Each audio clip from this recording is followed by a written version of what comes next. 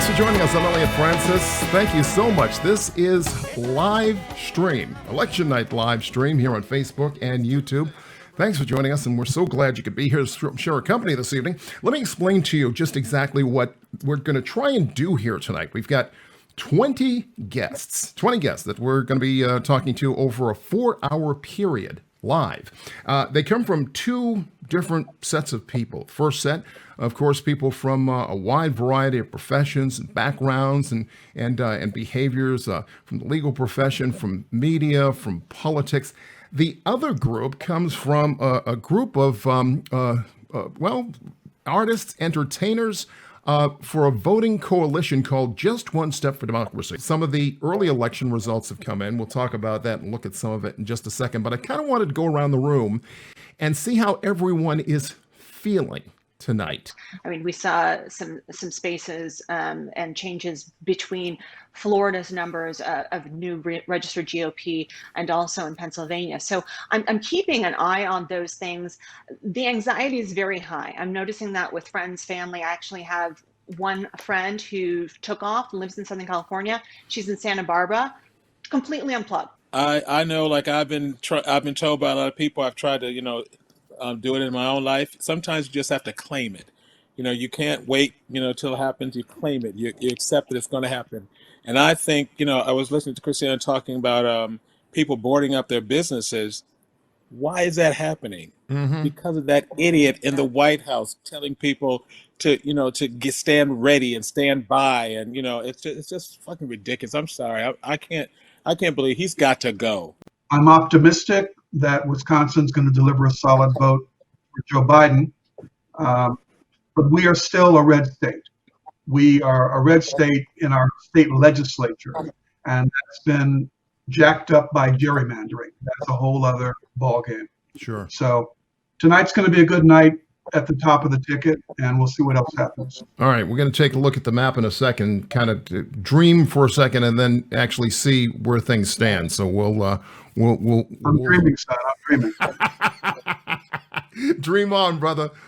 And I've never seen in my life so many people active and out there and ready to get into action, ready to learn.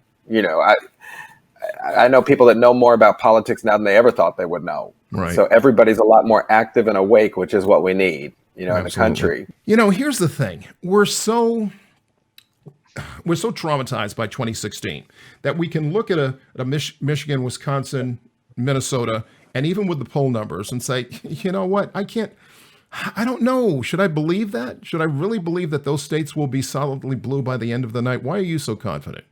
I think Florida might be kind of tough. Yeah. But, when I did my personal map, I came in at about 352 in my dream map. But I'm confident that it's going to be over 300.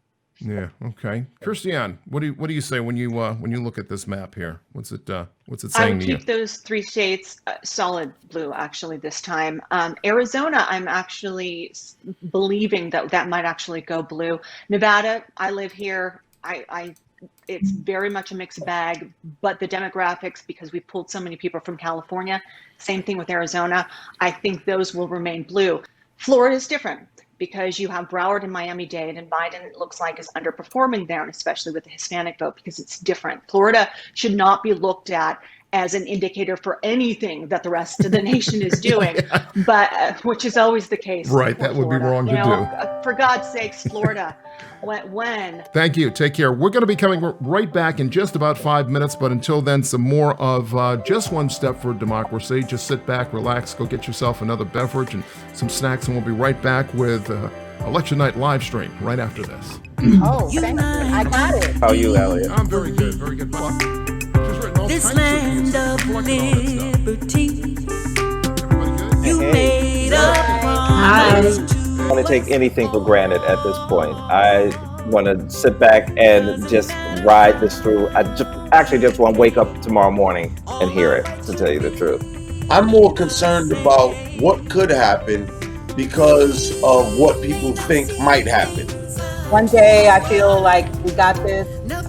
The next day I'm like, I just want to get in, just pull the covers over my head. Me and Bobby and Yvette knew each other, but Bobby was new to me.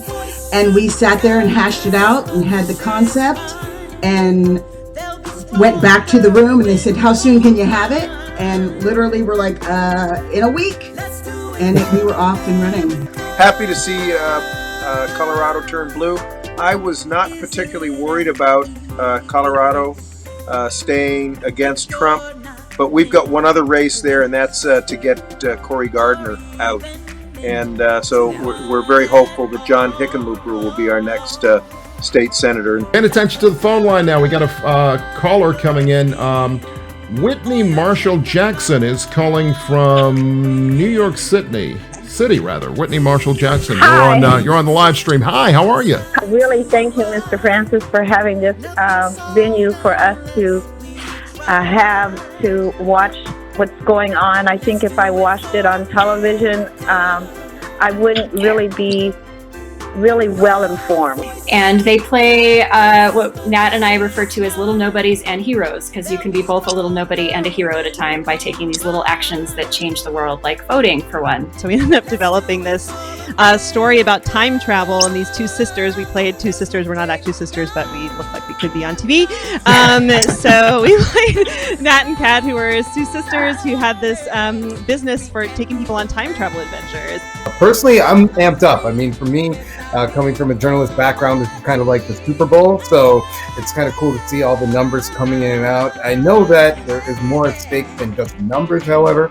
Although I may be off because, as we know in the last election, we all thought that Hillary had a really good chance, and look what happened. Right. We're all traumatized by that. And so it's not an accident that Trump was there practically, 24 hours ago in Kenosha, of all places. And but that being said, I think Wisconsin might pull it out. We have a real battle here, not in California, but across this country, in order to get a change, a positive change. That's my concern, that the pushback will not be one that causes any violence, and two, that we get that our voices are heard. Every vote needs to be counted. Every vote. Yeah, absolutely. Okay, I like this though. Right. I like. That's why I put it up. If it's I think that I can do a little swig then. We're supposed to go at a poll tonight. Supposed to work at a poll. What happened? They just didn't call you. I was trained. I did my training. I was ready to go. I was like, put me in, coach. And I didn't get an assignment. I was kind of bummed. We got somebody on the line. Callers calling from Los Angeles, I believe. Hang on one second. Let's see if we can bring her in. Here we go. Deborah. She's calling from Los Angeles. Deborah, are you there? Hi. Your polls have not closed yet, have they not? We haven't, and as journalists do, I'm just sort of watching everyone and listening to everyone and reading, AP, watching CNN, seeing what Fox has to say. 11 o'clock hours come. We got one more hour to go here. Before I go, though, one more question from Merrill, because Merrill, we didn't mention this. Merrill, where you are now, in your home in Copenhagen, if this all goes south, you got any room for us up there? What's I can probably take 2 or 3 of you. Okay. We'll get your. I'm not going to say which ones it'll be. All right.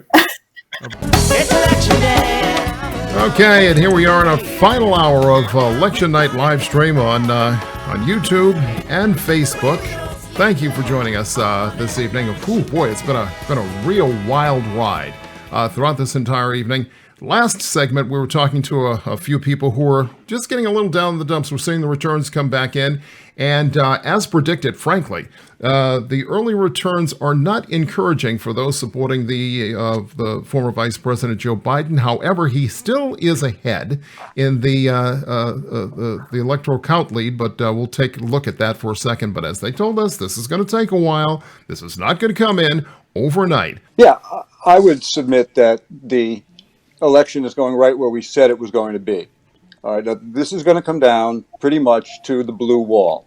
The idea that Florida was going to be this panacea and we were going to know early that we were going to, all of a sudden there would be this Biden victory because Florida was going to go and we were going to see something coming out of North Carolina tonight, I think it was wishful thinking at best. Mike Fauntleroy is on the phone. Mike, you there? Yeah, Mike Fauntleroy is a professor of political science at Howard University here in Washington, D.C. The name might be familiar as well. He is the nephew of the former delegate from D.C., Walter Fauntleroy. And we're glad to have you here tonight, Mike. I will tell you that the spread in Florida is surprising. I'm not surprised that President Trump is likely to win Florida. I am surprised by the spread. The numbers looked anemic for Republicans in Arizona. I think that's going to be really hard for Trump to make up there.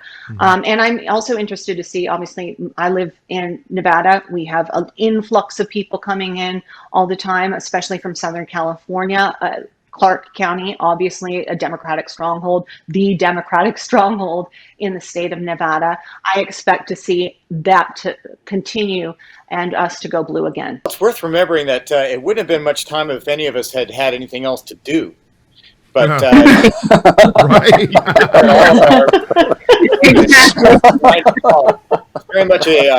very much a buyer's market for talent right around now.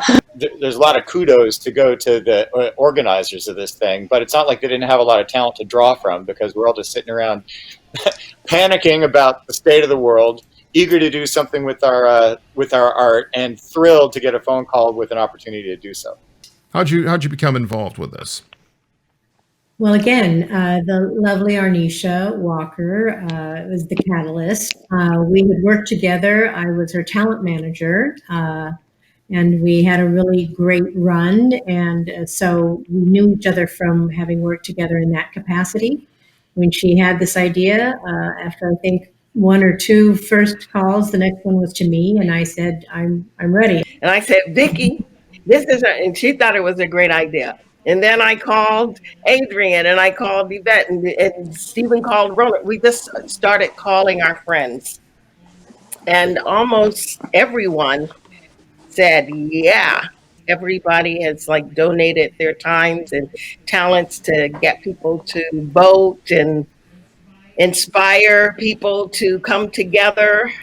And so now the work begins, no matter what happens tonight or over these next few weeks, no matter what the outcome is, the work begins. Okay, so here we go. 12 midnight. As you can see, the numbers haven't changed much, and they probably won't for a couple hours. It's going to be a long slog, y'all. Again, thank you all. Thank you all very much for staying with us. Remember, Now with Elliott Francis returns in about 2 weeks on regular schedule every Wednesday. Facebook, YouTube, like us on Facebook, subscribe to our YouTube channel, and keep listening, keep voting, and keep working. Thank you all. Take care. Peace. Why are we so far apart? How did we get this way? How do we measure our wounds and start to heal the pain? Can we take just one step Vote. from all this frustration? Just one step. What do you say? I want to take just one step to rescue a nation. Just one step today. I want to take just one step from all this frustration. Just one step. What do you say? Vote.